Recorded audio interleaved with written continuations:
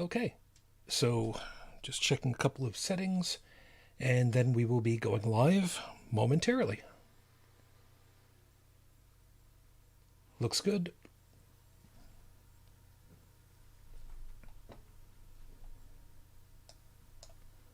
Just checking to make sure the microphone is set to a proper level.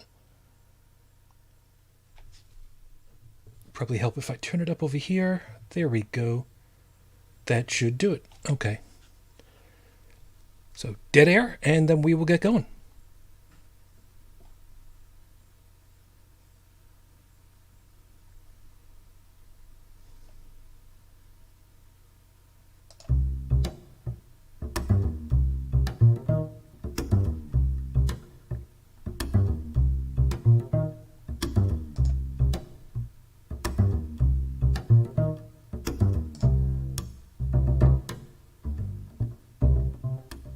Hello and welcome to Holy Crap, the Phonecast, a call-in show dedicated to speaking with atheist curious communities about any topic they'd like in order to get an atheist's perspective.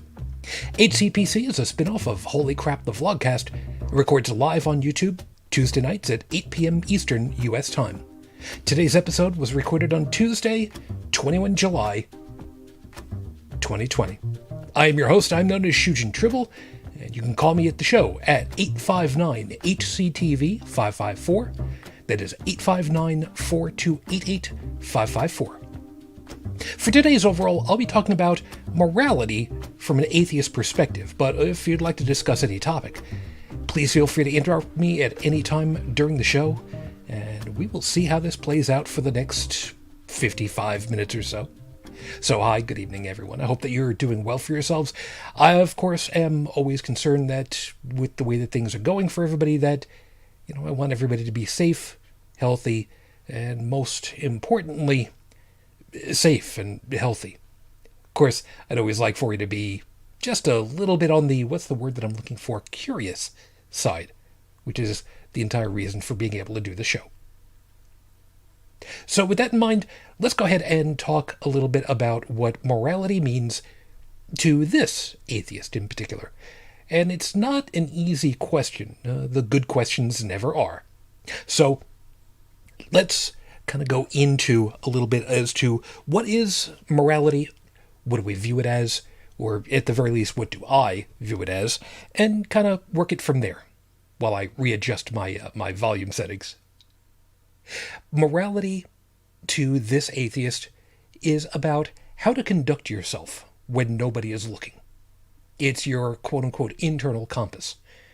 And I know I will probably have a whole bunch of people who are more than likely going to give me all kinds of ribbing about how I pronounce that word. It's a long, sordid history with that, so, deal with it another time. Morality is how we want to behave, and ultimately how we behave. It's kind of two sides of the same coin. You have to want to behave a certain way, and then from there, actually do it. So, one of the ways that I look at it is the idea of playing a game. A game has rules. There are set rules. There are understood rules. There are accepted rules. Sometimes there are house rules. But they're rules as far as to what you're supposed to do, what you're not supposed to do, and, everything in between, generally speaking. There are some pieces about that, however, that are a little less well understood. Things in life are typically going to be a little bit more difficult to try to pigeonhole in a lot of ways. One of my favorite examples of that, and I know I'm going to come back to the game thing. One of the things about that is trying to describe morality in terms of intent.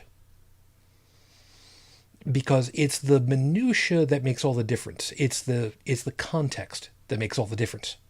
For instance, if I told you that somebody was going to stab you while you're asleep, and you're going to pay them for the privilege, well, you wouldn't think that that would be a nice thing to do until you go ahead and you say, Oh no, wait a minute. Isn't that exactly what a surgeon does? Well, yeah, see, that's like I said, that's where it gets a little weird trying to figure this stuff out. So, keep that in mind. So, the idea of rules that go along with a game in particular. There is a game show. Sorry about that. There's a game show from the BBC that my wife and I used to love to listen to because it was on the radio, called Just a Minute. It's a wonderful game show, and it's rather cerebral, I will admit, but it's a lot of fun, and it's something that people can do, pretty well wherever, so long as you've got several people willing to participate. The way that Just a Minute works is you have a panel of, in their case, four contestants, the referee, who is also the MC, and the the object of the game is to speak for 1 minute at a time, solid, about a topic given by the MC without repetition, hesitation, or deviation. And the simple rules are what really make this game so much fun. Because what you can do with that is really quite outstanding.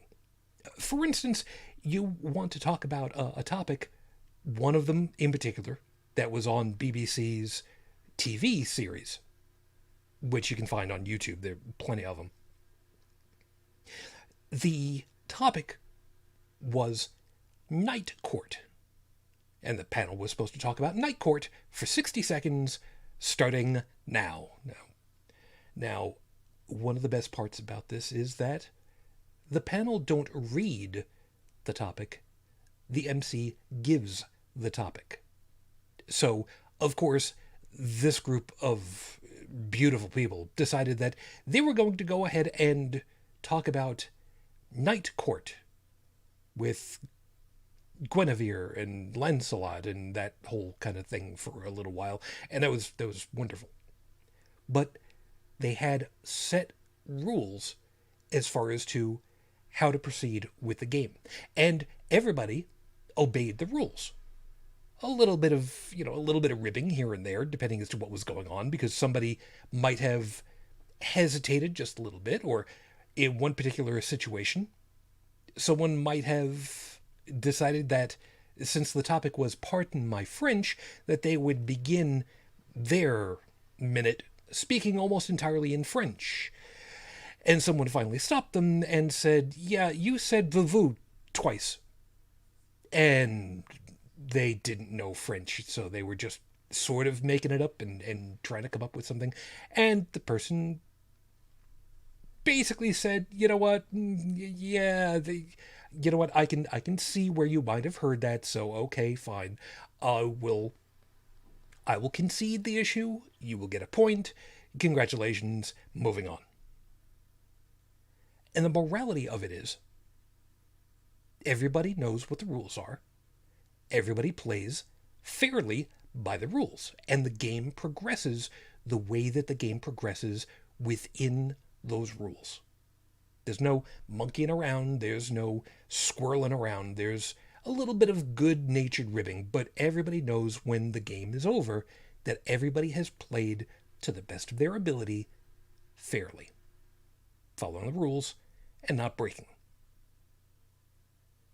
Morality is the same thing. The only difference is it's for how you behave with life instead of a game. Now, with life, we've got certain things that we are expected that we should do. For instance, there are certain rules for driving a motor vehicle.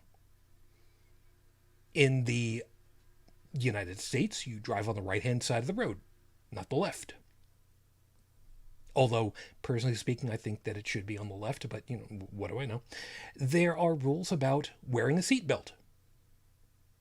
There are rules about what you do when you come across people who are in the road, who are walking, or maybe driving a bike, riding a motorcycle, jogging, walking their dog. You get the idea. Now, for people who are driving a car, you could conceivably run over small animals. It happens on a relatively frequent basis. Unfortunately, in my particular case where I live, I did not realize that what was on the roadway in front of me at one point was not a stick, but a snake.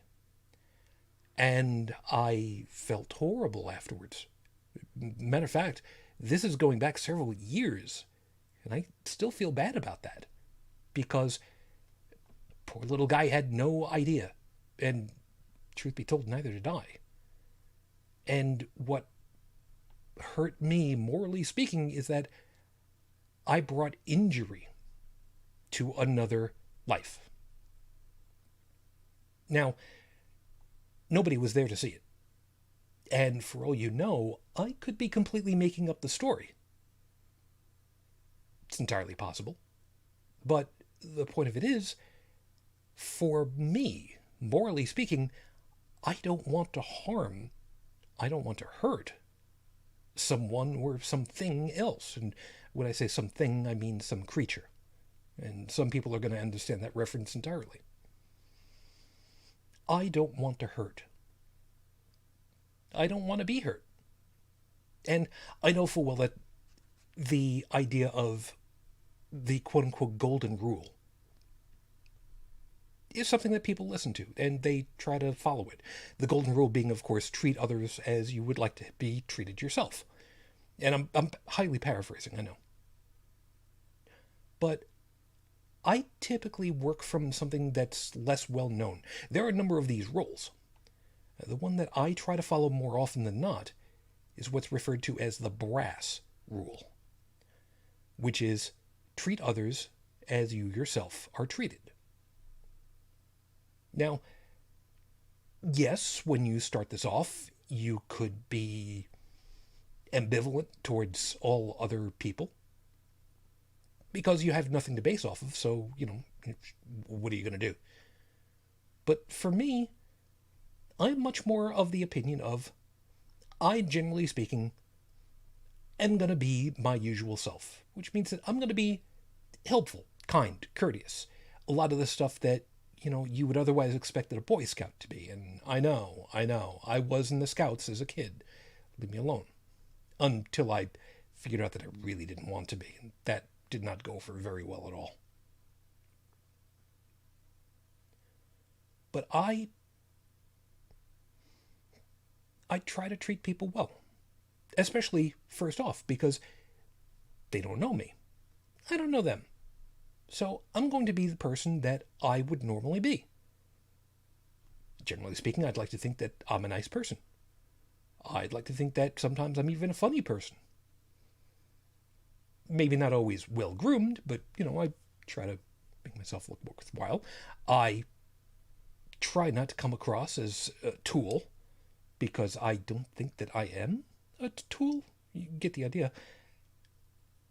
So, my moral compass in that particular situation is to be, well, what some people might just arbitrarily say is a nice guy. At least that's the way that I think of myself. So, I want to behave in a way that comports with that. I don't want to hurt someone. I don't want to harm anyone or anything. I don't want to be a tool. I don't want to hurt somebody's feelings. I don't want to insult someone. I don't want to invade somebody else's privacy. I don't want to insert myself where I'm not wanted. I want those in return. And generally speaking, that's usually what I end up with, which is good. Because it doesn't make me feel uncomfortable. And vice versa, I hope that I don't ever make anyone feel uncomfortable being with me. To that end, I've also got a lot of people that trust me for various different things for various different reasons. And I'm always very grateful for that. So, how you behave when nobody else is looking is, like I said, kind of what morality is all about, at least to me. So that kind of means following various rules for yourself. And usually these rules tend to be smaller. I guess they're much more guidelines where if you break a rule, it's probably not that big a deal. You're not hurting anybody. You're not impacting anyone. As an example, generally speaking, driving a car, you're supposed to stop at a red light. Okay, the idea is that there are set times where people are going to traverse through an area managed by those traffic lights. I know. I'm just humor me. But there can be times where it's understandable, or even the right thing to do, if you will, to go through a red light. For instance, if you're at an intersection where the red light stays on for several passes through a different configuration. For instance, if you're at an X intersection, if the traffic going left and right in front of you goes several times, and the traffic on the opposite side of the intersection goes again several times, it might be worthwhile to just assume, especially if it's like 3 times, that there's something wrong and progress through the intersection. Safely, but still. It's also entirely possible that being at a stoplight at 3 in the morning and there's literally nobody on the road, well, it's possible that maybe you'll kind of blow through the stoplight without realizing it at first. Again, for lack of a better way of putting it, you're not impacting on anyone else, fortunately, at that point. So it really doesn't matter. But I'm the type of person who would actually, at 3 o'clock in the morning, at a red light, with nobody else on the street, I would stop. I would stop and I would wait my turn. Even though there's nobody else there and it wouldn't make any kind of a difference. And there's some people who would look at that and go, well, that makes you a sheep. Whatever. It doesn't really make any kind of a difference to anybody else, except to me. It's delaying my travel time. And if I'm okay with that, it doesn't really matter to anybody else.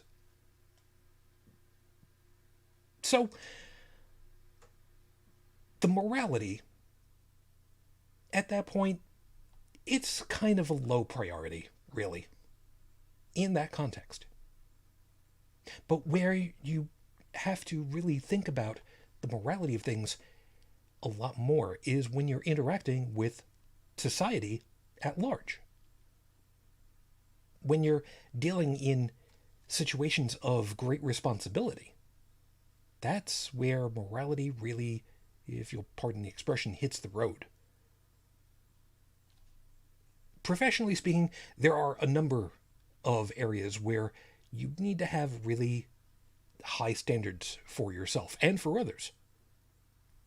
Perfect example was the first job that I ever had, working in a pharmacy.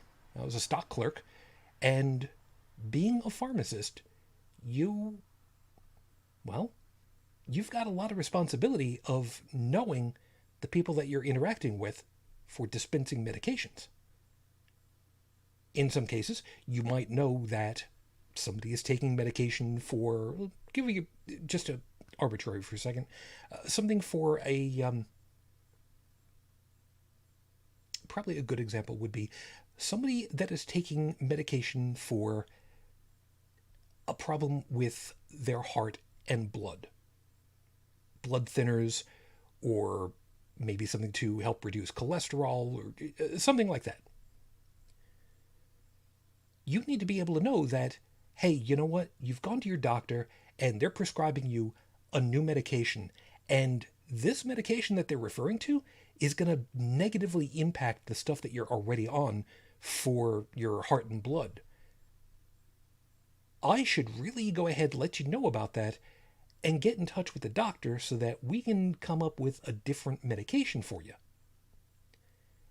As opposed to, well, this is what the doctor said, the doctor should know better, so fine, we'll just go ahead and give you what it is that they want to give you, and that's it. Now, you've got a responsibility at that point, professionally speaking, as well as ethically, morally. And yes, I know, there are civil penalties for doctors, or pharmacists especially, who would do something like that. Give a patient something that they shouldn't have that will negatively affect them, possibly even kill them. And that isn't just with pharmacists.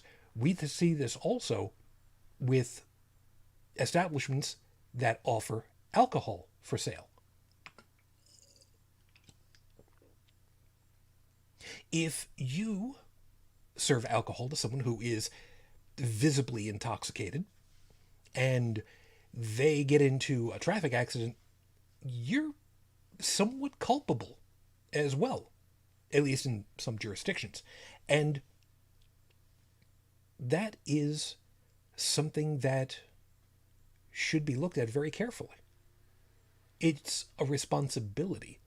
Again, when you're dealing with the public, when you're dealing with other people in a position of responsibility.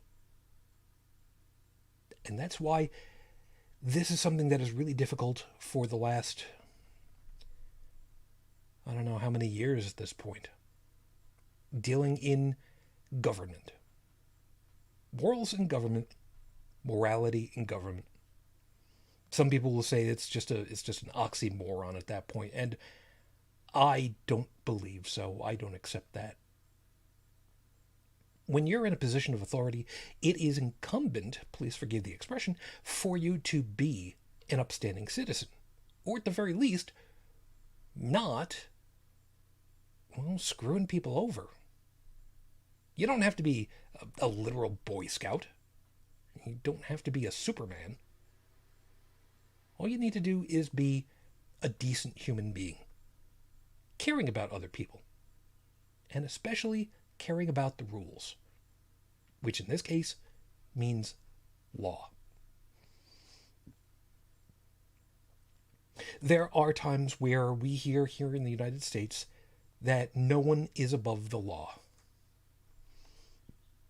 That is a goal. That is especially an attainable goal, if only it were upheld. Excuse me. If only it were upheld.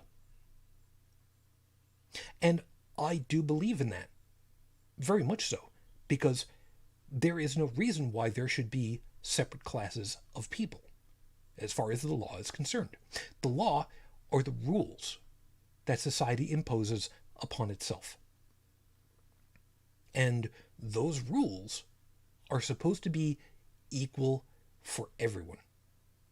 Equitable in how they are dispensed, and fair as far as to how they are punished when they are contravened.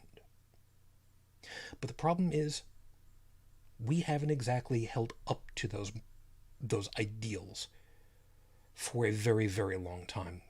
Some would say ever, and there is an argument to be made for that.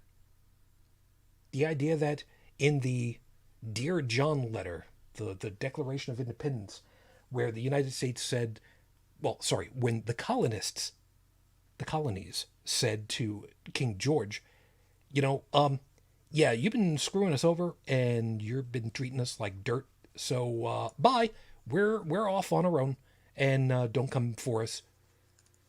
That's the Declaration of Independence, as written by the 13 colonies, not the United States. So anybody that wants to go ahead and say, well, the Declaration of Independence mentions a deity, and that's a foundational document of the country, so religion in the country is a thing. No, that's not how that works. That's not how any of this works. But the idea that we are supposed to have equality in how the law views all peoples, sadly, that is something that has not quite happened the way that it's been written. And there are a lot of people who are really upset with that. There are really a lot of people who've been impacted by that. And what I mean by people who've been upset by that, well, I'm one of them. Yes, I am Caucasian. And yes, I grew up in a fairly affluent area of Long Island, New York. I got myself some pretty damn good public education. I had the opportunity to go to college for a little while. Granted, I didn't finish. It is what it is. And I got to marry someone who was the love of my life. We got to live together. We got to have part of our lives together. We worked without having to worry too much about a lot of different things. We had our relationship without having to worry about a lot of different things. But there are a lot of people. There are a lot of people in this country for whom those rules are not adhered to by those in authority. And that's a problem. That's what morality comes down to. What do you do? How do you behave? What do you enforce? And how? And for me, it should be a very straightforward method. It should simply be the weak, the downtrodden, the low, those who do not have the power, the numbers, the authority. Those are the voices that should be most in support. Those are the ones that should be protected most. And yet, we end up having situations where that's not done, time and time again. In particular, as we've seen through, part of this year, the Black Lives Matter movement. I will admit, and if anybody's got a problem with it, tough, I am very much on the side of Black Lives Matter.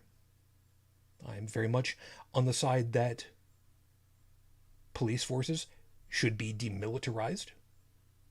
I believe that they should be defunded and those monies put into programs that better serve the communities.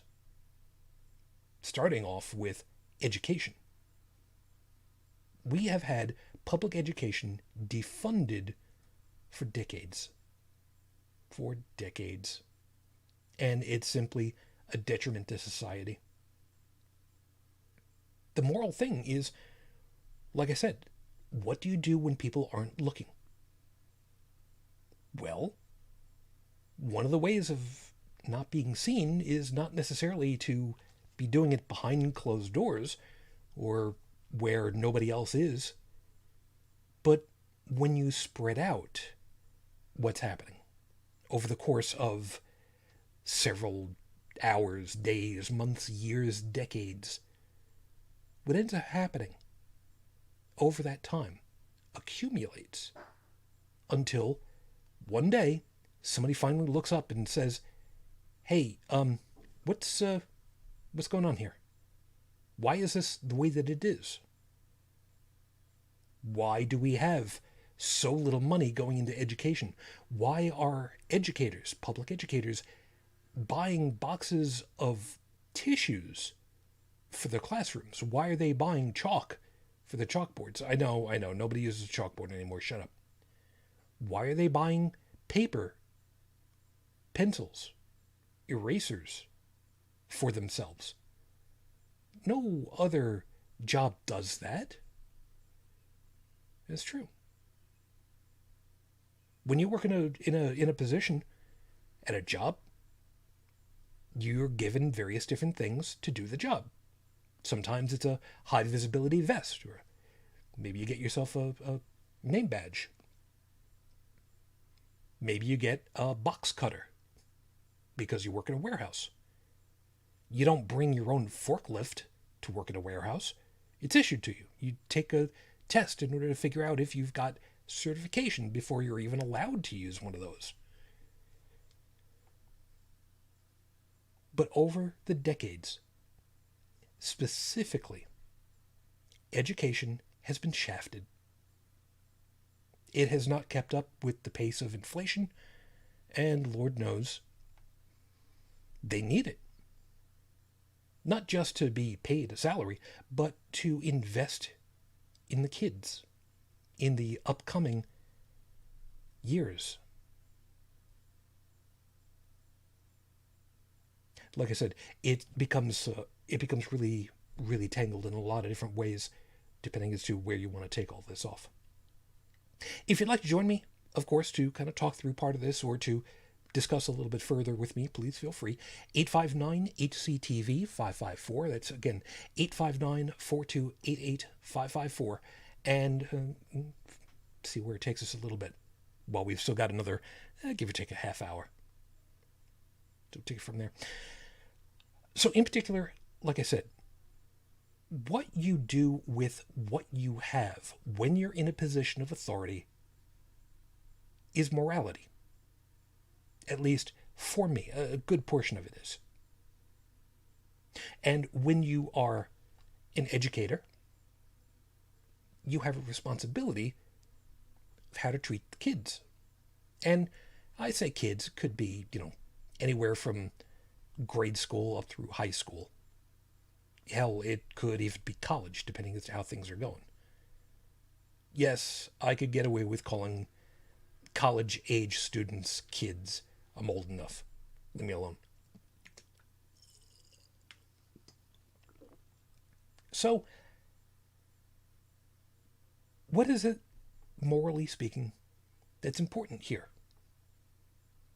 It's helping and not hurting. It's assisting, not harming. It's bringing knowledge instead of ignorance. And it's a hard thing for some people to understand that. Especially where it comes to the religious schools, parochial schools. There are some that do an otherwise good job with the normal secular educational systems like history, sciences, etc., etc., etc. But then they add religious studies on top of instead of. I know I probably screwed some people over with that. Meaning that there are some religious schools where they say, look, we're going to give you the same kind of stuff that you would otherwise get at public school, but in addition to that, we will have an additional hour of study time, specifically about whatever holy book it is that they follow. Could be the Bible, could be the Torah, it could be the Book of Mormon. And there's a lot of baggage that goes along with all of those. Where I grew up on Long Island, yes, there was a school, a religious school, associated with the church that I attended at the time. So it was a Roman Catholic school. What they did over there, I honestly do not know. I never found out because it was not something that we ended up doing. So, it was what it was. And the funny part of it was actually, I guess you could say, next door to the public school there also. So it was kind of weird to me to think about it after the fact, all these years later. But we've also got, like I said, the religious schools for the Jewish community, the Orthodox religious communities especially, where boys and girls are separated out.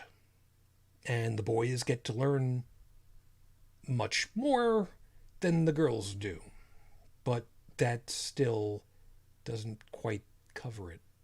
They don't learn nearly as much.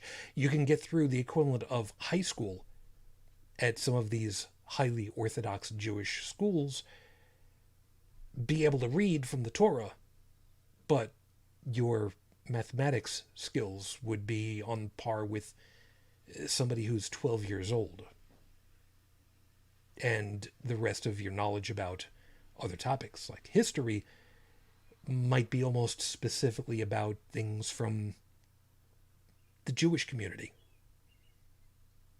without really getting to know a lot of other pieces. Now, that isn't to say that I learned everything when I went through school. I will admit that for me, a lot of my education was. Parts of it were rather lackluster. In particular, history for me was always a problem. For me, history, the teachers that I had for it were almost always the type for, I want you to remember this name, I want you to remember this date, I want you to remember this name that goes along with it that ties all those items together. Great. Now learn this one too, and learn this one too, and learn this one too. Good. Come Friday, here's a test to find out, do you remember what year this was at? Here's the year and here's the location. What happened here? You get the idea. It was a matter of learning the data points without learning the overarching story of history, which made it really difficult for me. The funny part of it is, these days, I enjoy learning about historical items because I get to see and put together the overarching piece of it all. Sorry, I thought I heard something in the background. Anyway. So, like I said, morally speaking, if you're an educator, you should be teaching equally all students to the best of your ability, to the best of what we know. And that's not always necessarily about science, but about history. The expression is, history is written by the victors. Yeah, traditionally it has been, and in a lot of ways it probably still is. We don't have to look too much further than Tiananmen Square to find out how that was viewed and how that was written about by the Chinese government to basically say it was almost a non-issue.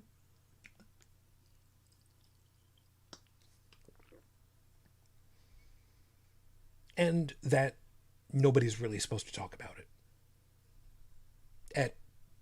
Because, you can be punished. Or disappeared. Might be another way of putting it. Morally speaking, it's about being honest and open. Where you can be checked over. Where somebody can look over and say, hey, what is it you're doing? And why? And you can honestly go ahead and say, hey, okay, I'm doing this, and I'm doing it because this, and I'm doing it this way because this reason. And you want to see what it is that I'm doing? Sure, look over my shoulder and take a look and see how it goes. It's about being open and honest and, playing by the rules. But we've got a lot of situations where that's just not happening. Like I said. And where you're dealing with groups in authority, there is no larger group in authority than your government. And that's why being able to question one's own government is incredibly important. It is arguably one of the most important items that a people can have. Because the government is, when all is said and done, simply just more people. They've got authority to make decisions, to enact more rules. in order to... Therein lies the problem right there. What is it that they're looking to do? That's a question that I'm looking to be asking of people in the future when I try to understand a little bit further about their ideology as far as to how laws should be. It's all well and good for people to say that they're part of a particular demographic. That's all well and good. What religious affiliation, also, it's fine. Whatever. Doesn't really much matter to me, generally speaking, so long as you're not actively trying to harm anyone. Okay. Whatever. The problem I run into is what legislative agenda do people have? Which governmental body do they align with is not always a really clear-cut example as to where their morality is. So I don't necessarily listen to that part. I want to be asking people, whether they're Democrats, Republicans, the NDP, the National Democratic Party, the Conservatives, the Liberals, the Green Party, well, if things work the way we'd like them to, the Surprise Party. There's a story in that sometime. What I want to ask and what I want to challenge people with is, what do you picture the country to be if you had your way? The idea is to ask, if you had the ability to reform the government in whatever way that you would like, what is it that you want to see it do? How do you want it to be? How do you want it to act? What do you want to see done? And it becomes very interesting to me to kind of go looking for the answers without having the opportunity of speaking with people. For instance, I have said for a very long time now that between the United States and Canada, culturally speaking, it's almost as if there is a mirror between our two countries along the border. And on the United States side, on the ground in front of us, is big capital letters M-E. That's me. That's what I want. I want for me. But using that mirror, you look across the border, or try to. You look through that mirror at the people on the other side. It's still people. But looking at it from that side, culturally speaking again, the word is no longer me. It's we. On the United States side, so many times, for people, I want, me. It should be about me.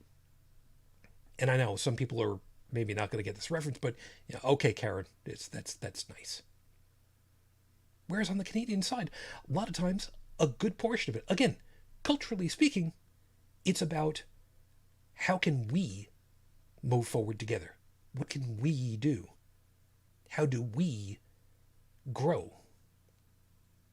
How do we support each other? That's why it's so immensely different. On the Canadian side, yeah, they pay a lot in taxes. But they get a lot back out of it. Not the least of which, of course, has been, in the news for quite a little while now. Healthcare. Standardized, available healthcare for all citizens. Yes, you can get more in order to get more, but nobody is without. A buddy of mine lives up Calgary way. One of the show hosts from HCTV, Dallin. He said that if it turned out that for whatever reason you needed to visit a walk-in clinic, like the same way that here in the United States, the same way that you'd go to like a lens crafters because you need glasses. Walk-in clinic in a could be in a plaza, whatever, you get the idea. But that if you need to be seen, because there's something relatively small, benign, that's just kind of a thing, you can get seen. You can be dealt with, and you don't have to be employed. You don't need to be paying $600 a month for medical insurance before you even have to deal with how much of a deductible am I going to be paying out. And let me tell you, that's a fair bit of change. Over $6,000 a year for some people for medical insurance, who will otherwise be, just perfectly fine, healthy. $6,000 a year before you even end up paying for a deductible for anything, for medications, for a doctor's visit, for an emergency room, for an ambulance, should anything happen to you.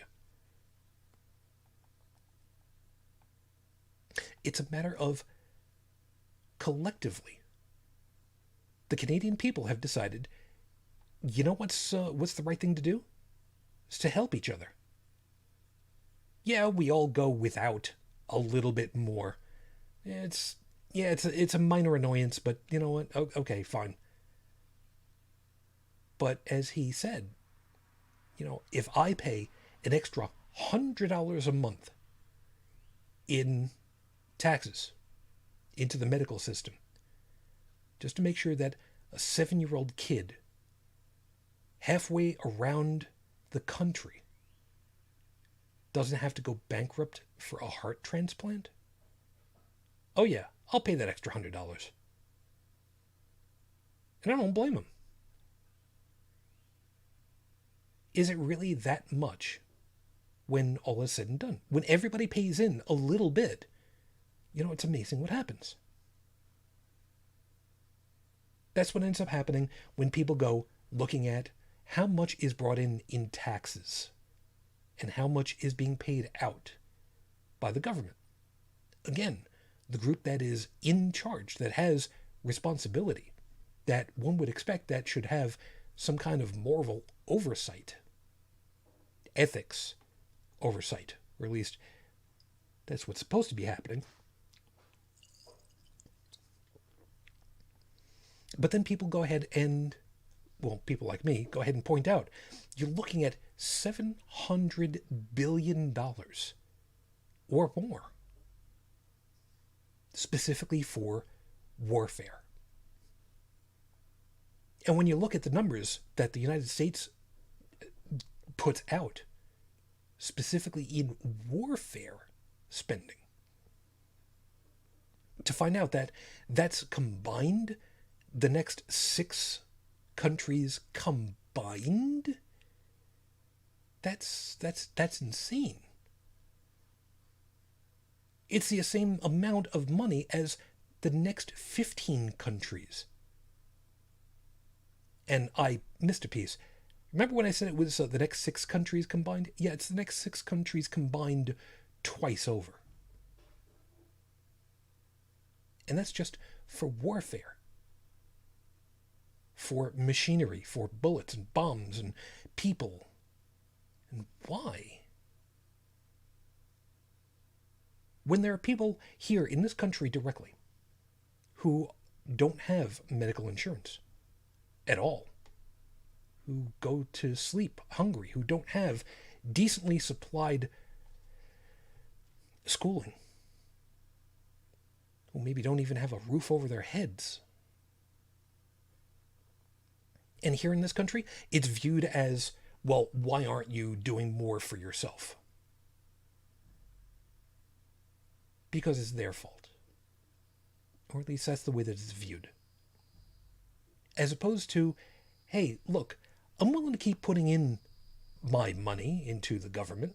I'm still willing to pay my taxes, but how about we push that money to be doing something other than, killing people halfway around the world.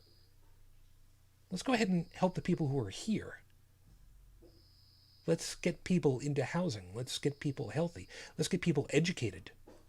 Let's help these people so that we can progress as a society. Isn't that the moral thing to do? To help others with as little pain as possible. Do the most good with the least amount of work. And sometimes that goes over, sometimes it doesn't. But from this atheist, that's the way to do it. To take a look at things, to say, what is lacking? What don't people have? Not what do I have to get rid of? Not what do you have to get rid of?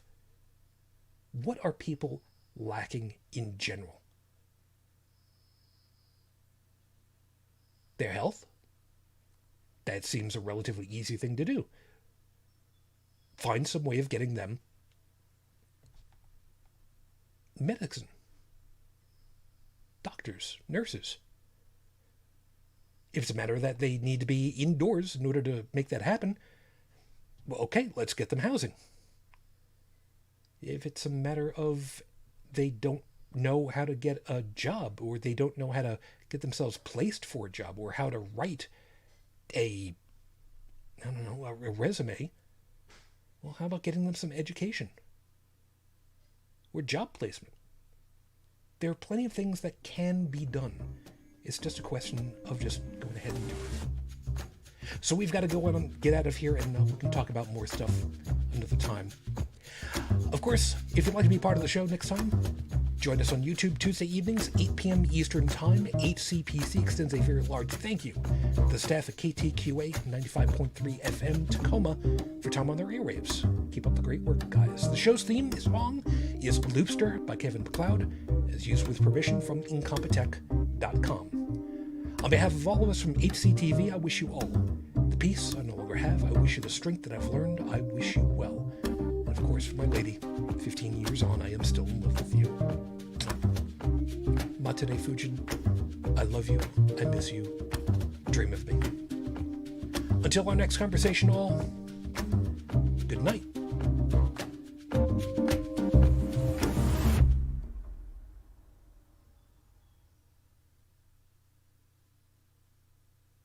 And that's the show. Thank you all for being with. Hope that you have yourself a good day, and take care of yourselves.